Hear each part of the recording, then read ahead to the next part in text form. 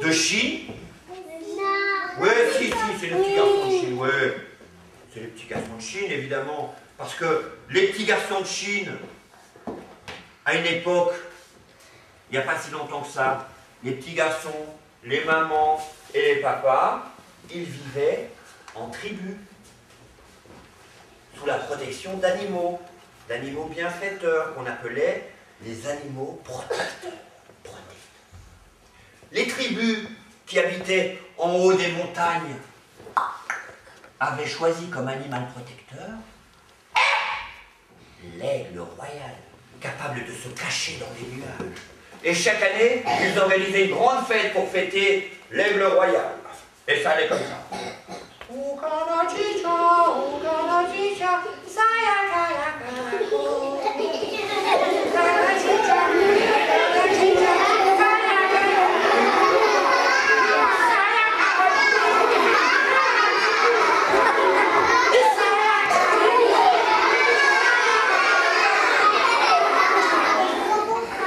Les peuples qui vivaient près des rivières et des mers avaient choisi comme animal protecteur le poisson.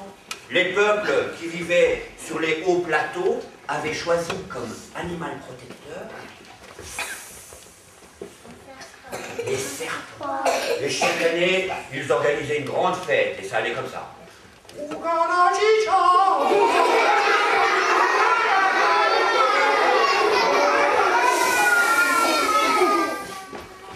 Les peuples qui vivaient sur les bas plateaux avaient choisi comme animal protecteur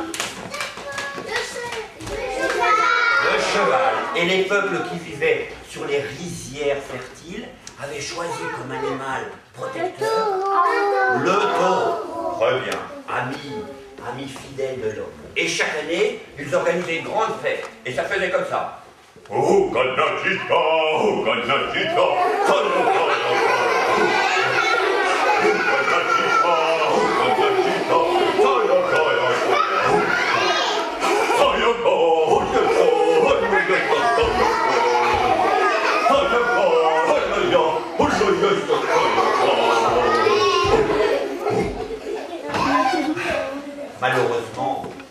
Malheureusement, lorsqu'un aigle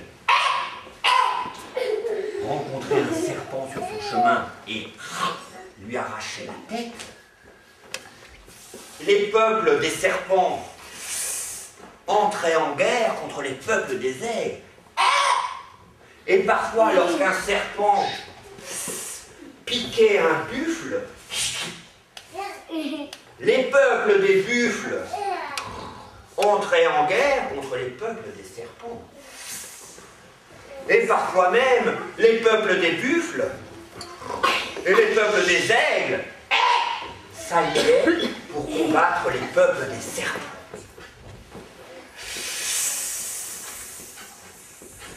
C'était la guerre. Et les enfants, comme vous, en ont eu assez de la guerre. Ils ont décidé de faire la guerre à la guerre. Alors, ils ont inventé un nouvel animal protecteur. Un animal avec un corps de serpent, une tête de cheval, des pattes d'aigle royal, des cornes de taureau,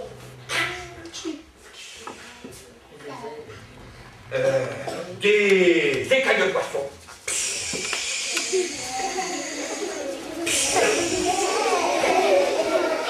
Ah, oh, il est lourd. Ils l'ont appelé le dragon. Le dragon. Là, les dragons. Hein? Et quand les papas de Chine ont vu le dragon, ils ont dit « Waouh, quel bel animal !» Et voilà. Et depuis ce jour, il n'y a plus de guerre en Chine parce qu'on a utilisé le dragon comme nouvel animal protecteur pour tous les peuples de Chine. Oula, il y a du bruit là-bas. Et chaque année, ils organisent une grande fête pour célébrer le dragon, capable de voler dans le ciel, de vivre sous la terre ou de vivre dans les mers. Et chaque année, il y a une fête et ça fait comme ça.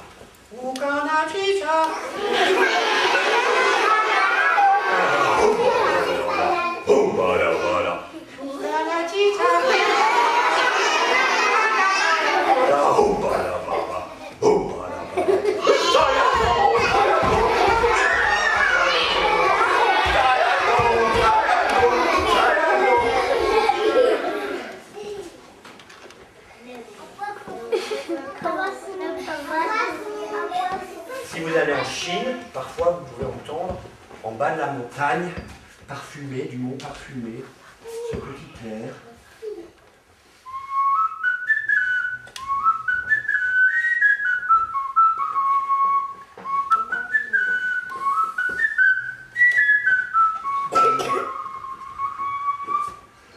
J'ai entendu tout à l'heure, quelqu'un m'a dit, mais où sont les ailes, hein? Je pense que c'est l'institutrice. En fait, les dragons chinois n'ont pas d'ailes. En tout cas, pas tant qu'ils n'ont pas 500 ans. Avant ça, ils n'ont pas d'ailes. Et ils volent grâce à quoi? Une balle. C'est comme une perle, en fait. Ça s'appelle la perle. Okay? Alors, cette perle, c'est comme la terre. Hein? Et on pourrait imaginer que tous les habitants de cette terre vivent sous le règne du dragon. À ce moment-là, il n'y aurait plus du tout de guerre sur la terre. Ça serait bien. Hein? Mais bon, vous allez me dire, aussi on pourrait imaginer qu'un géant passe par là et avale la terre. Ah, mais à ce moment-là, le conte serait fini. Et j'aurais pas dit ce que j'ai à dire à ma clarinette. Parce que c'était facile. J'ai parlé du roi qui a perdu son cœur, on a été voir une sorcière, on a été voir les dragons, mais en fait, il faut que je lui dise quelque chose à cette clarinette. Vous voulez pas m'aider? Oui. Alors, à 3, vous dites avec moi, je t'aime, ok? Je t'aime. Attends, vous m'aidez? Oui? Ok. Vous êtes prêts? Attention, hein? Attendez. Ok. 1, 2, 3. Je t'aime. Oui, je l'aime. Merci, je l'aime, je t'aime. Je t'aime, je t'aime, je t'aime.